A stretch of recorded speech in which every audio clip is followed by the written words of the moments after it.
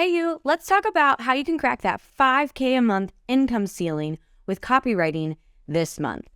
I'm Sarah Turner. I'm a freelance copywriter and copywriting mentor, and I have helped many, we're talking thousands of people crack the 5K a month income ceiling. Now, before we begin, I want to touch on the fact that a few months ago, I actually released a video about how to crack the 10K a month goal. And what I realized in releasing that and in reading your comments is that I needed something that was just a further step back, right? Because if you haven't hit the 5K a month goal, then how are you going to get to that 10K goal? I will say, I think it is much easier to go from 5K to 10K than it is to go from 0 or 1K to 5K. And the reason for that is a couple of things. One, typically there's a lot of mindset stuff to work through, usually around charging what your work is worth, usually breaking free from the employee mindset. And on top of it, you're usually at the beginning still building your skill set and trying to get to that place where you can confidently bring on clients. That's the hard part. Once you grow in that area, going from 5 to 10K is even easier. So let's talk about how you get to that 5K mark, because it is different from getting to the 10K mark from the 5K mark. You following me? All right. Not trying to make this confusing, just trying to help, because it is a process and it does take time. And it takes practice just like any other craft. But the good news is, if you stick with it, you are going to be able to achieve it. That's one of my favorite things about copywriting. It is something that you can continue to work on, to grow and improve in. Honestly, the work is never done. You know, you're forever a student. You're always learning, growing, getting better. I know I am. And that's what makes it really interesting and a very fun, intellectually challenging, and lucrative career. So in working with thousands of copywriting students, I have seen that the 5K mark gives people a lot of trouble. So I want to talk about why that is and what you can do to kind of overcome it. The first thing that I often see is that the projects that people are pitching are too small. A one-off project, maybe a one-off product description that's $50, a one-off blog that's $200, a one-off email that's $75. When you have many projects that are teeny tiny, it's going to make it so much harder to get to your goals. As you become a better copywriter, more experienced, and you actually understand marketing as a whole, you're going to want to bundle your services together, offering packages and more comprehensive strategy so that you can pitch bigger products. For example, if I had a client come to me and say, I want one blog for $200, I would say that is a waste of your money and my time. No, I probably wouldn't say it quite like that, but it is a waste of their money and time, and here's why. One blog isn't going to do anything. The purpose of blogs is to generate traffic and then for people to read them and take action, to get to know your brand, to create content that you can use on other platforms, all kinds of things, right? But from an SEO standpoint, just a one-off piece is probably not going to do much for their overall marketing strategy. So I don't say to that client, we're not going to work together, this is a dumb idea, whatever, we're done. I pitch to them the better option, which would be longer pieces and maybe 3 or 4 pieces a month. So I'd say, hey, let's actually try and go after some of the more competitive spots in Google. Let's try and capture that #1 spot for your keywords. And what that's going to require is probably a 3,000 word blog. And then maybe we write 2 other complementary blogs or something else to kind of create that like content machine, get it going, and to get in front of people and to be able to use them for like all the other things I mentioned earlier. So that's what I would say to my client, right? And now I'm pitching something that's in the thousands of dollars. I mean, that alone would be probably $1,500 for a newbie, $3,000 for somebody who has more experience. So that is one of the main things that keeps people small, is they're doing these tiny little one-off projects. The other thing I see newbie copywriters do that kind of keeps them small is not only are they doing one-off projects that aren't a part of a more comprehensive strategy, they're often dipping their toes into things that are not copy related, like design, creating the design around the ebook, trying to build a Squarespace website, social media management, you name it. Listen, copywriting is an extremely lucrative skill. And when you're first starting out, it's really easy to, from a place of scarcity, try and take on all the different roles that your client might need to try and fill the gaps, when in reality, that's not the best use of your time, especially when it comes to social media management. If you enjoy design and website building, and you're charging well for the work that you're doing, like by all means, it can be nice to have complimentary services. However, if you're doing something that is extremely time consuming, I would say social media management is a common one I see. It's extremely time consuming. Clients often don't see the value in it. They don't realize how time consuming it is to create content calendars, to create consistent content, and to be posting consistent content. And so therefore, they don't really pay as well. But more importantly, it's pulling you away from the craft that you set out to be an expert in. And quite frankly, like I tell my students this so much, copywriting is enough.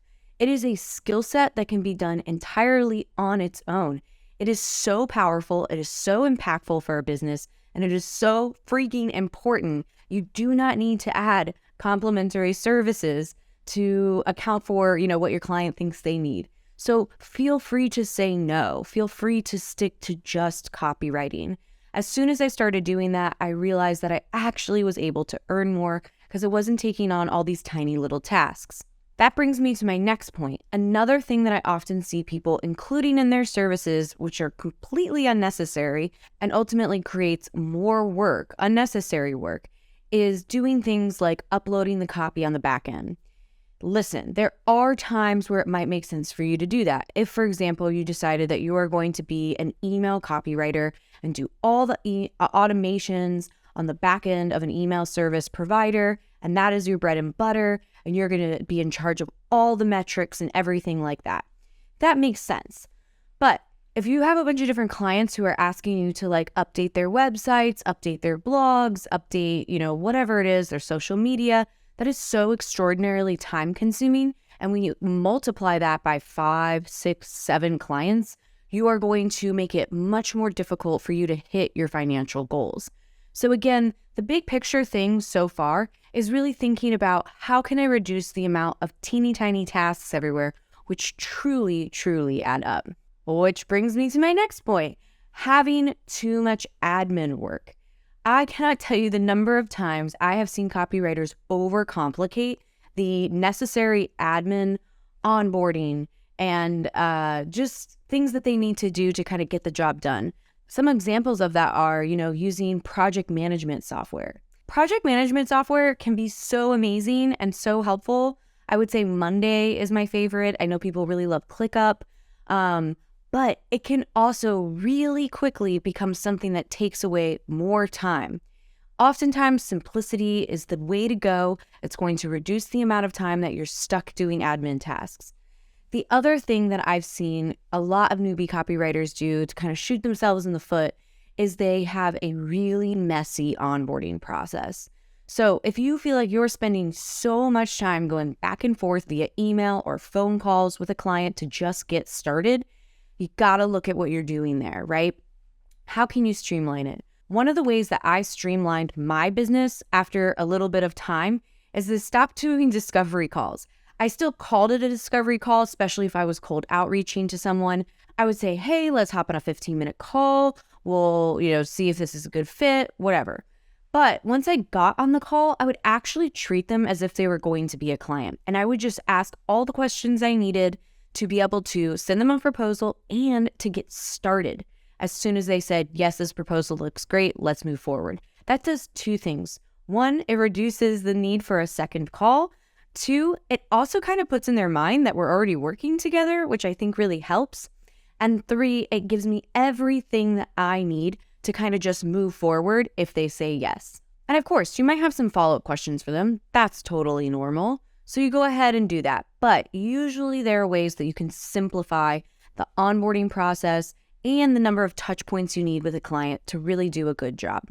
Another thing that I'll often do is instead of pestering my clients for, having different questions about the things that I'm working on, I'll actually address them in the doc itself so that when they sit down to edit, and they'll be in the right state of mind as well, I'll ask them the questions I need to integrate into the next iteration. That's another way of ensuring that you're not just going back and forth with clients a bunch. Another thing I see copywriters do is they offer unnecessary discounts.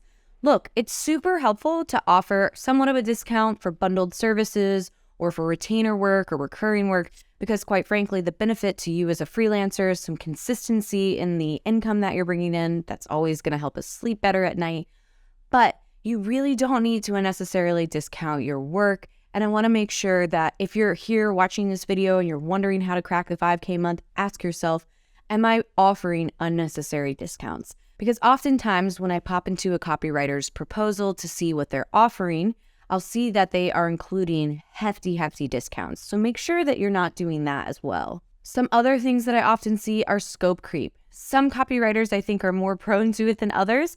You know, the bleeding hearts, the people who have a little bit more of imposter syndrome, who aren't doing that mindset work, who aren't working on, the interesting tanglement of charging and self-worth. If that sounds new to you, definitely check out my mindset videos. But scope creep is something that you're going to have to check within yourself. Am I consistently having clients scope creep? And if so, how can I enforce boundaries to stop that from happening? Another thing that might be preventing you from getting to the 5K month is that you're working with clients who aren't able to pay your higher rates, or that you haven't actually raised your rates. This is a big thing for a lot of people.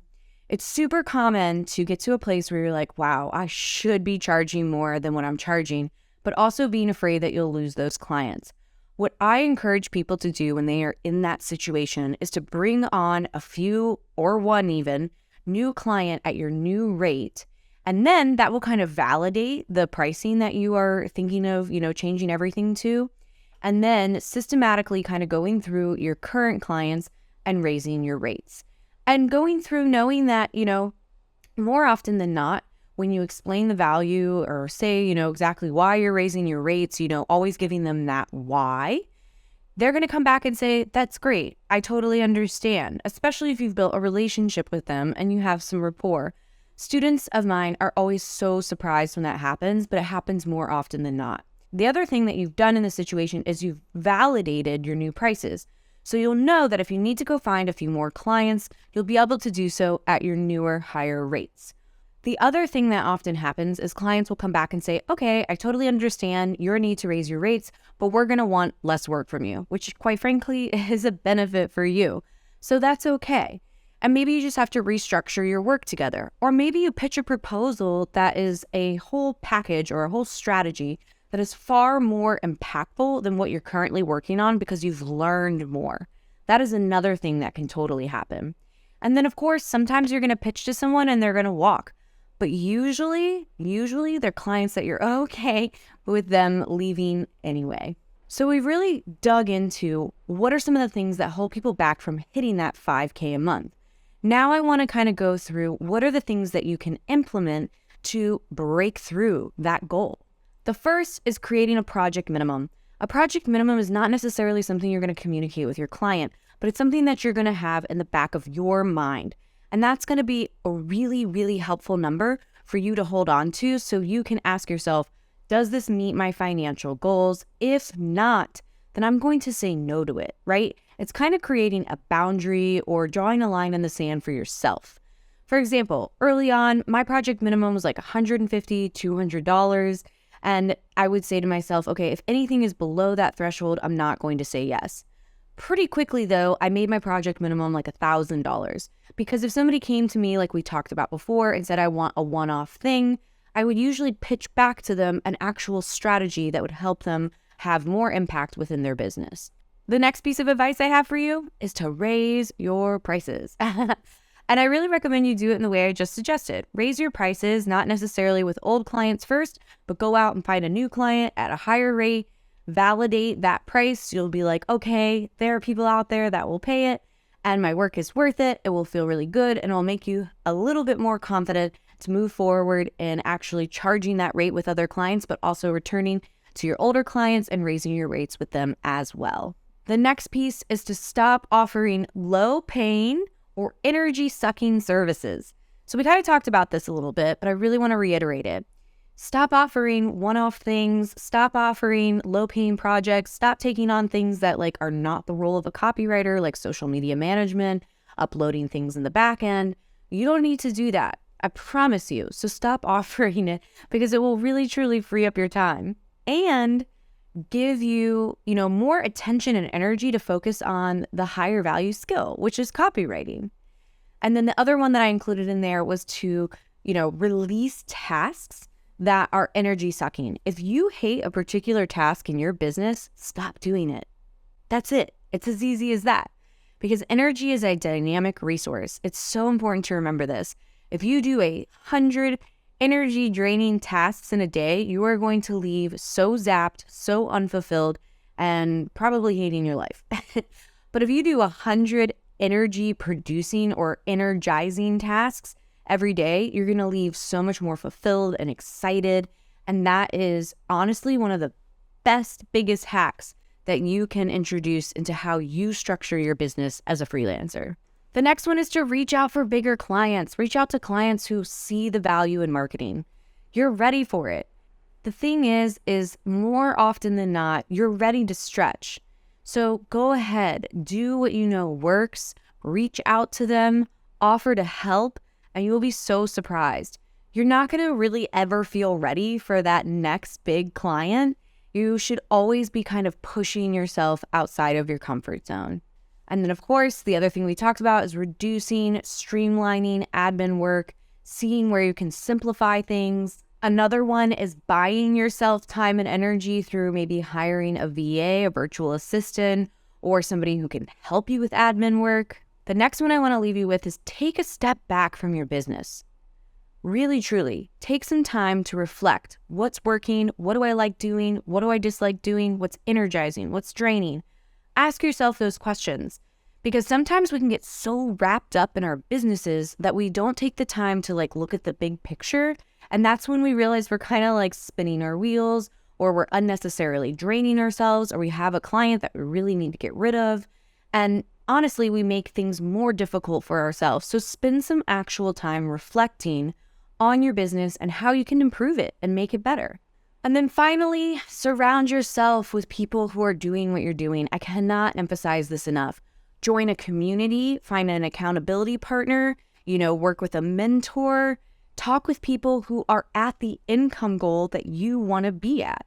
When you surround yourself with people like that, it is so inspiring. It's going to be encouraging. You're going to realize that you can do it too. And you're going to be able to connect with somebody who will lift you up on those days where things feel really rough. I did freelancing by myself for the first few years, and it was miserable.